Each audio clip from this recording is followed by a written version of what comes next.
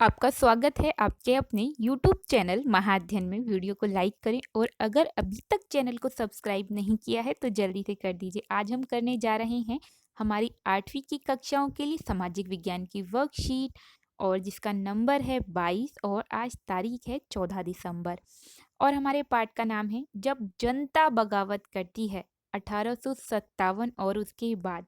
आप जानते ही हैं और अब तक की वर्कशीट से आप ये जान ही चुके हैं कि 1857 तक आते आते कंपनी ने अंग्रेजों की ईस्ट इंडिया कंपनी ने भारत के बहुत बड़े हिस्से पर कब्जा कर लिया। व्यापारी शासक बन गए और जो यहाँ के शासक थे उनके हालात दिन रोज खराब होते चले गए। आज की वर्कशीट में ज्यादातर हम वही सब बातें पढ़ने वाले हैं जो अब तक हम पढ़ चुके हैं और एक बार फिर से इन्हें पढ़ते हुए बाइंड अप करते हैं, यानी कि ना एक साथ जोड़ते हुए चलते हैं और साथ में याद करते हुए भी। आपको याद है हम पहले भी ये बात कर चुके हैं।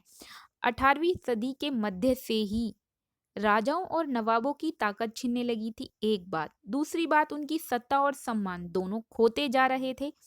तीसरी बात, अवध पर जिस नाजायज तरीके से, गलत तरीके से कब्जा किया गया था, सिपाही बहुत गुस्से में थे क्योंकि वो अपने शासक को बहुत पसंद करते थे और ये कहकर अवध के शासक को हटा दिया गया था उस अवध के शासन से कि राजा शासन को अच्छी तरह चलाने में सक्षम नहीं है। इसलिए वहां के लोग और खासकर सिपाही बहुत गुस्से में थे। उनके भीतर अंग्रेजों के प्रति अविश्वास भर गया था कि ये बोलते कुछ हैं, करते कुछ हैं, इनकी नीयत ही खराब है। ये उनके अंदर बैठ चुकी थी बात। उन्हें लगता था कि अंग्रेज सरकार हिंदू और मुसलमान दोनों के धर्मों को खत्म कर देना चाहती है, नष्ट कर देना चाहती है और सबको ईसाई बना देना चाहती है, क्योंकि जिस धर्म को अंग्रेज मानते थे वह ईसाई धर्म था। इसलिए अब यहाँ के लोगों को, भारत में निवास करने वाले सभी लोग ज्यादातर या तो हिंदू थे या मुस्लिम थे और उन्हें ये विश्वास हो गया कि ये हमें ईसाई बनाना चाहते हैं। अब शुरू करते हैं आगे की वर्कशीट को। जब ये सब माहौल बना हुआ था, इसी वक्त घटना घटती है कि ये अफवाह फैल जाती है या ये बात सारे में फैल जाती है, ये खबर फैल जाती है कि एनफील्ड राइफल्स, जो एक नई तरह की राइफल उन दिनों लाई गई थी, या उनके साथ जो कारतूस इस्तेमाल किए जाने थे नए प्रकार से, ये कहा गया कि उन पे गाय और सूअर की चर्बी का लेप चढ़ाया गया है और इस वजह से सभी रेजिमेंटों में उत्तेजना का, यानी कि गुस्से का गर्मा गर्म माहौल बन गया। तो भाई गाय और सुअर की चर्बी में क्या खास बात थी ऐसी कि लोगों को बहुत गुस्सा आया? तो विशेष बात ये थी कि गाय हिंदुओं के लिए पूजनीय है। वो उसे मार नहीं सकते, हत्या नहीं करते, उसके मांस की तो बात ही मत कीजिए। और सूअर की बात करें तो मुस्लिम इसे इतना अपवित्र मानते हैं कि इस शब्द को अपनी जीभ पर लाना भी पसंद नहीं करते। मतलब जिस शब्द को वो मुंह से बोलना पसंद नहीं करते, अगर अपने मुंह से उन्हें स्पर्श करना पड़े तो उन्हें क्रोध आना लाजमी है। अगले बिंदु की तरफ बढ़ते हैं। मंगल पांडे नाम के एक ब्राह्मण सैनिक, क्योंकि पांडे पीछे लगा हुआ है आप आसानी से समझ सकते हैं, एक ब्राह्मण सैनिक ने विद्रोह शुरू किया। जब उन्हें ये पता चला गाय और सुअर की चर्बी लगाई गई है तो विद्रोह शुरू हो गया और उनके विद्रोह की वजह से जो उनके अफसर थे उन्होंने उन्हें फांसी पर लटका दिया। तो मंगल पांडे को बैरकपुर, जो बंगाल में है, पश्चिमी बंगाल में, आज का पश्चिमी बंगाल भारतीय राज्य जो है वहां पर है, वहां पर इन्हें फांसी पर लटका दिया गया। और इसके कुछ ही दिन बाद 9 मई को, क्योंकि ये घटना 29 मार्च को घटी थी, लगभग 1 महीने 10 दिन के बाद की ही बात थी, 9 मई को मेरठ में 85 सिपाहियों की फौज ने, 85 सिपाहियों की जो एक टोली थी, फौजी अभ्यास करने से उन्होंने मना कर दिया। क्यों मना कर दिया भाई? अभ्यास के दौरान उन्हें इन्हीं कारतूसों का प्रयोग करना पड़ता और उन्होंने मना कर दिया तो उन्हें नौकरियों से निकाल दिया गया। और साथ में अपने अफसरों की बात उन्होंने नहीं मानी, अभ्यास नहीं किया, इसलिए उन्हें 10-10 साल की जेल काटने की सजा भी मिली, 10-10 साल की सजा भी दी गई। तो चलिए अब बढ़ते हैं आगे की तरफ और जानते हैं कुछ और खास बातें।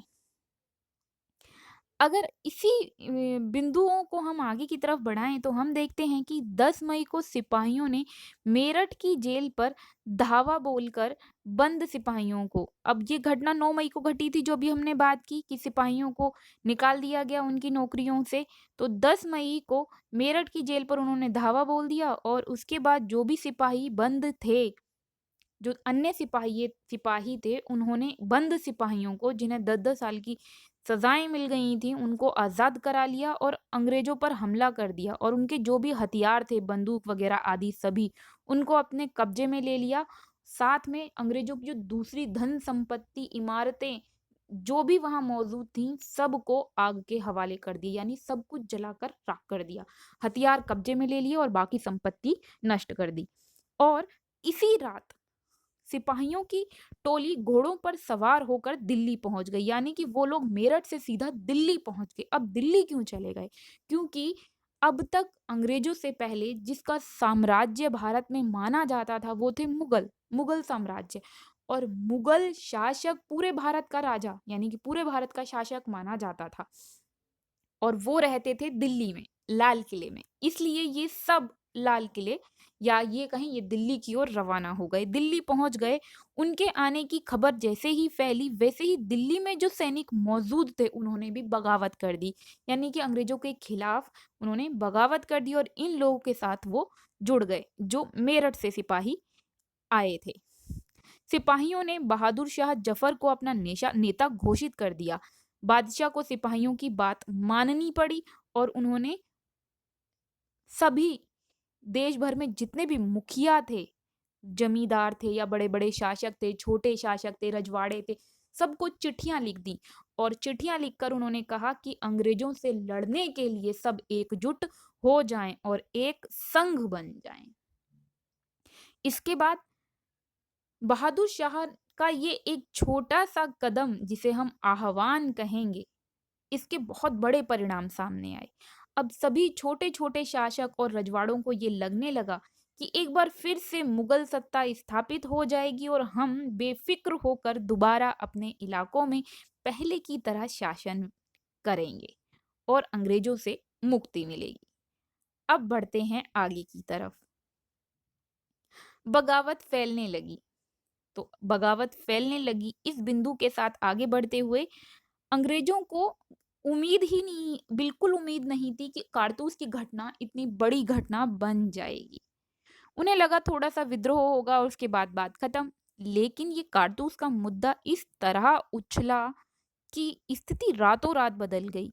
बादशाह का समर्थन जैसे ही मिला, अंग्रेजों के दिल्ली से पैर उखड़ गए। पैर उखड़ने का मतलब दिल्ली से उनका नियंत्रण पूरी तरह से खत्म हो गया और 1 हफ्ते के अंदर-अंदर विद्रोह इस तेज गति से फैल गए कि हर रेजिमेंट में, जहाँ-जहाँ अंग्रेज सिपाहियों ने अपने रेजिमेंट बनाए हुए थे या अफसरों ने रेजिमेंट बनाए हुए थे, जहाँ पर सिपाही थे, हिंदू और मुस्लिम सिपाही थे, उन्होंने विद्रोह कर दिया। और जो केंद्र थे जहाँ पर विद्रोह हुआ, दिल्ली, कानपुर और लखनऊ में हम इसका नाम लेंगे। जैसे मुख्य बिंदुओं पर दूसरी टुकड़ियों का साथ देने को निकल पड़े। उनकी देखा-देखी कस्बों और गाँवों के लोग भी बगावत के रास्ते पर चलने लगे। अब हुआ क्या? कुल मिलाकर ये हुआ कि सभी सैनिक एक-दूसरे के साथ एकजुट होकर आगे बढ़े। साथ में जो गाँव घर के, कस्बों के लोग थे, वो भी इस विद्रोह में एक-दूसरे का साथ देने के लिए, जुड़ने के लिए आगे बढ़ आए।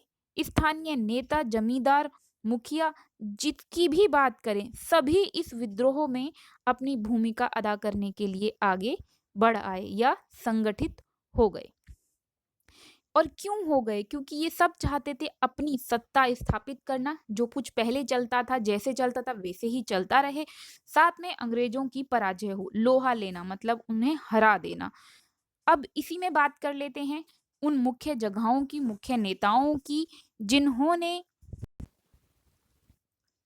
तो इस तरह से अगर हम कुछ केंद्रों की बात करें, जिन पर जहाँ पर विद्रोह होने के बाद अंग्रेजों को वहाँ पर अपना नियंत्रण दोबारा स्थापित करने में बहुत मुश्किल हुई और साथ में एक अच्छी खासी मशक्कत के साथ-साथ आज इसके बारे में हम ये भी जानेंगे जगहें कौन-सी थी और ये नेताएँ या इस आंदोलन को उन जगहों पर या इस विद्रोह को उन जगहों पर कौन संचालित कर रहा था। तो सबसे पहले हम बात करते हैं कानपुर की। कानपुर में अंग्रेजों के खिलाफ जो विद्रोह हो रहा था उसका संचालन किया नाना साहिब ने। नाना साहिब स्वर्गीय पेशवा बाजीराव के गोद लिए हुए बेटे थे। उसके बाद बात करते हैं लखनऊ की। लखनऊ के नवाब वाजिद अली के बेटे बिरजिस कद्र को नया नवाब बनाया गया था और उनकी मां बेगम हजरत महल ने अंग्रेजों के खिलाफ विद्रोह में बढ़ चढ़ कर भाग लिया। वहीं झांसी की बात करें तो रानी लक्ष्मीबाई का नाम कौन नहीं जानता। रानी लक्ष्मीबाई और नाना साहेब के सेनापति तात्या टोपे ने मिलकर विरोध किया अंग्रेजों का और अंग्रेजों को भारी चुनौती दी। वहीं मध्य प्रदेश की बात करें तो मांडला नामक क्षेत्र में रानी अवंतीबाई लोधी ने, ये इनका पूरा नाम है, अवंतीबाई लोधी ने अंग्रेजों के खिलाफ 4000 सैनिकों की फौज तैयार की और उनका विरोध किया। क्यों किया? क्योंकि ब्रिटिश शासन ने उनके राज्य के प्रशासन पर भी नियंत्रण कर लिया था।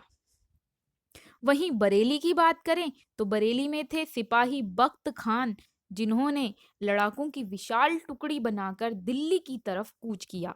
यानी कि वो दिल्ली की ओर चले गए और वहां पर सिपाहियों के साथ बगावत में शामिल हो गए।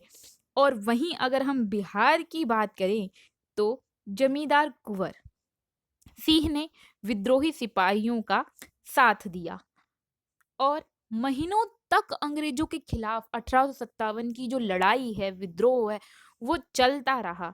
तमाम इलाकों के नेता और लड़ाके इस युद्ध में हिस्सा ले रहे थे। ये बहुत सारे नाम हैं जो हमने पढ़े, इनके अलावा भी काफी नाम हैं, छोटे मोटे नाम जो हम एक साथ नहीं पढ़ सकते हैं, पर मौका मिले तो इस विषय पर आप और जानकारी जरूर हासिल करें। अब बढ़ते हैं आगे की ओर, देखते हैं आज हमने क्या सीखा। सबसे पहला प्रश्न है हमारे लिए, सन 1857 के विद्रोह के क्या कारण थे? कारण बताने हैं, साथ में प्रमुख स्थल और संबंधित नेता बताने हैं, जो हमने अभी अभी यहाँ पर डिस्कस किए थे। तो सबसे पहले विद्रोह के कारणों की बात कर लेते हैं। तो देखते हैं, नवाबों की और राजाओं की ताकत छिनने लगी थी, साथ में उनकी सत्ता और सम्मान दोनों खोते जा रहे थे। इसके साथ ही अवध पर कब्जे से सिपाहियों को गुस्सा आ गया और लोगों के अंदर ये दहशत हो गई कि ये हम सबका धर्म खत्म करके हमें ईसाई बनाना चाहते हैं। प्रमुख स्थल और संबंधित नेताओं की बात करें तो कानपुर में नाना साहेब, लखनऊ में बेगम हजरत, झांसी में रानी लक्ष्मीबाई, नाना साहेब के सेनापति तात्या टोपे। मध्य प्रदेश की बात करें तो रानी अवंतीबाई, बरेली के सिपाही बख्त खान, बिहार के पुराने जमींदार कुंवर सिंह आदि। और वहीं हम दूसरे प्रश्न की बात करें तो मुगल सम्राट ने विद्रोहियों का समर्थन क्यों किया होगा? सोचकर बताइए, क्योंकि आगे हम वर्कशीट में ये भी जानने की कोशिश करेंगे और हम ये जानेंगे कि कितने घातक परिणाम निकल कर आए बहादुर शाह जफर के लिए। और वैसे भी वृद्धावस्था में थे वो, उस वृद्धावस्था में वो युद्ध करने की स्थिति में भी नहीं थे, तब भी वो सिपाहियों की बात मानने के लिए राजी हो गए। तो क्यों हो गए? मुगल सम्राट ने विद्रोहियों का समर्थन करने के लिए मुगल सम्राट विद्रोहियों का समर्थन करने के लिए इसलिए तैयार हो गए क्योंकि अंग्रेजों के शासन में उनकी स्थिति भी बहुत अच्छी नहीं थी। उनकी भी सत्ता और सम्मान दोनों धीरे-धीरे खोते जा रहे थे। ये खोते जा रहे थे, ये होते नहीं हैं, यहाँ पर आप ठीक करके लिखेंगे, खोते की खोते खोते जा रहे थे। ध्यान से लिखिएगा, खोते जा रहे थे और नाम मात्र के वह शासक रह गए थे। वहीं अगर हम तीसरे प्रश्न की बात करें तो पूछा गया है कि बहादुर शाह जफर के समर्थन से सैनिक विद्रोह को किस प्रकार बल मिला, हमें ये बताना है। साथ में चौथा प्रश्न, आपको ये सोचना है कि आप कंपनी में सेना में सिपाही हैं और आपको अपने विचार बताने हैं विद्रोह पर। तो दोनों ही प्रश्नों पर एक बार नजर डाल लेते हैं कि बहादुर शाह जफर के समर्थन से सैनिक विद्रोह को बल कैसे मिला। मतलब ये विद्रोह बढ़ चढ़ कर कैसे सामने आया। तो ये हमने हमारी वर्कशीट में भी पढ़ा ही था कि जैसे ही उन्होंने शासकों और रजवाड़ों को पत्र लिखा, उनके अंदर ये आत्मविश्वास पैदा हो गया कि मुगल बादशाह अगर दोबारा राजा बन जाएँगे, शासक बन जाएँगे तो हमें हमारा पूरा शासन मिल जाएगा और हम बेफ़िक्र होकर पहले की तरह शासन करेंगे। इसी वजह से सबने विद्रोह में बढ़ावा देने में तो सहयोग दिया, लेकिन विद्रोह को कम करने के लिए सहयोग नहीं दिया। और फिर सभी अंग्रेज़ों से बहुत परेशान भी थे। अगला प्रश्न था ही कि आप अगर सैनिक होते तो विद्रोह के बारे में अपने विचार बताने हैं आपको। तो हमारे अनुसार यह विद्रोह सही है और आवश्यक भी है, क्योंकि ज़ुल्म केवल संघर्ष से ही खत्म किया जा सकता है, चाहे वह हिंसक संघर्ष हो या अहिंसक। तो मेरी तरफ से ये आंसर था इसका। आप चाहें तो इसका उत्तर बदल कर भी लिख सकते हैं, पर मेरा मानना यही है कि विद्रोह ज़रूरी होता है हर उस स्थिति में जब आपको लगता है कि आपके ऊपर ज़ुल्म किया जा रहा है, सामने वाला आपकी बात को समझने के लिए तैयार नहीं है और आपको जब पूरा भरोसा है कि सामने वाला गलत है, आप सही हैं और जो किया जा रहा है वह गलत है, तो निश्चित ही आवाज़ उठानी बनती है और यही हुआ 1857 के विद्रोह में। तो ये थी महाअध्ययन की तरफ से आपके लिए आज की वर्कशीट। मैं उम्मीद करती हूँ मेरे प्यारे विद्यार्थियों आपको आपको पूरा कॉन्सेप्ट भी समझ में आया होगा, साथ में वर्कशीट भी समझ में आ गई होगी। अगर आप चाहते हैं महाअध्ययन इसी तरह से आपके लिए वीडियोस लाता रहे, आपकी समस्याएं, क्वेश्चन आंसर की समस्याएं सुलझती रहें, तो ये ज़रूरी है महाअध्ययन चैनल चलता रहे और उसके लिए ज़रूरी है महाअध्ययन चैनल को लाइक्स, शेयर्स, व्यूअर्स और सब्सक्राइबर्स लगातार मिलते रहें। तो फटाफट से वीडियो को लाइक कर दीजिए। वीडियो को लाइक करना तो कभी भी मत भूला कीजिए, साथ में हो सके तो शेयर भी ज़रूर किया कीजिए। अगर आपने अभी तक चैनल को सब्सक्राइब नहीं किया है तो आपकी वीडियो के ठीक नीचे रेड कलर से लिखा हुआ है सब्सक्राइब, क्लिक कर दीजिए, उसका कलर चेंज हो जाएगा और अब वहाँ लिखा होगा सब्सक्राइब। फिर मिलते हैं ऐसे ही वीडियोस के साथ, तब तक के लिए स्वस्थ रहें, खुश रहें, नमस्कार और धन्यवाद।